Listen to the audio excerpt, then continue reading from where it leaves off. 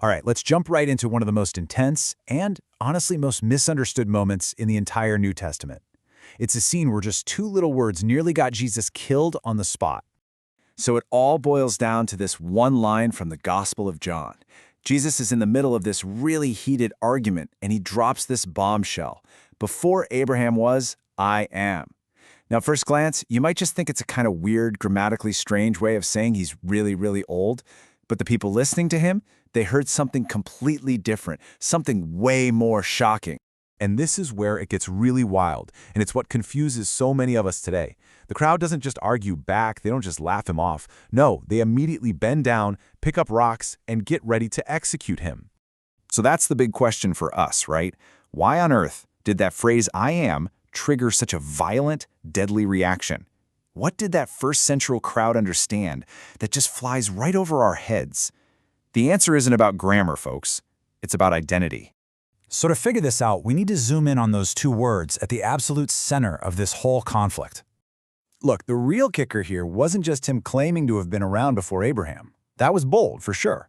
But the real offense, the thing that made them reach for stones, was the specific title he used for himself. Those two words, I am, were not a random choice. They were a direct claim to a very ancient, very sacred name. And to get what that name means, we've got to take a trip back in time. We're talking about 1,400 years before this argument, out in a desert at a very famous burning bush. You probably know this story, right? God calls Moses from this bush that's on fire but isn't burning up and tells him to go free the Israelites. And Moses, being pretty practical, asks a great question. He says, okay, when I go to them and say the God of your fathers sent me, they're going to ask, what's his name? What am I supposed to say? And the name God gives him? Wow, it's profound. In Hebrew, it's Eheya, Asher Eheya. And that translates to, I am that I am.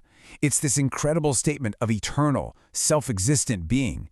The core of that name, the part God tells Moses to actually use, is just Eheya, which simply means I am. So this title, I am, gets totally tied up with God's personal, sacred name that we see all through the Old Testament, Jehovah, or YHW. For the ancient Israelites, Jehovah was the great I am. He was the God who spoke from the fire. Okay, so we have the pieces of the puzzle. Let's snap them together. Let's connect that moment out in the desert with that explosive confrontation back in Jerusalem. And this right here is the light bulb moment. When Jesus stood there and said, before Abraham was, I am, he wasn't just playing with words. He was deliberately reaching back, taking that sacred name of God from the burning bush, the name of Jehovah, and applying it directly to himself. And the people listening, oh, they got it, instantly. In their minds, this carpenter from Nazareth was claiming to be the God of their fathers, the God of Abraham himself. To them, that was the ultimate blasphemy, a crime that their law said was punishable by death. The grammar wasn't the point, the divinity was. Now, this whole idea, it does more than just solve this one historical puzzle.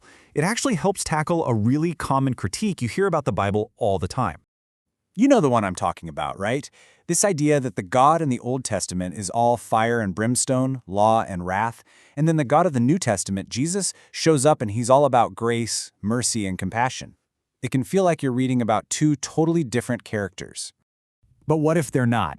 There's this incredible insight that suggests something else. It basically says, what if the main divine voice you hear in the Old Testament, the one called Jehovah, is the very same person who would later be born as Jesus Christ? So think of it like this. It's a bridge. It connects the two testaments. It argues there isn't one God of justice and a different God of mercy. Instead, you get one single, consistent divine person, Jehovah, who is Jesus, who is interacting with people across thousands of years, just in different situations. Okay, so what? Why does any of this really matter for us today? What's the practical takeaway here? Well, for starters, it can totally change how you read like 2/3 of the Bible. All of a sudden, the Old Testament isn't just a prequel with some hints about what's coming. It becomes the story of Jesus Christ, acting as Jehovah in real time. The God who parts the Red Sea is the same person who stills the Sea of Galilee. He is the central character of the entire story, right from page 1. So I'll leave you with this to chew on.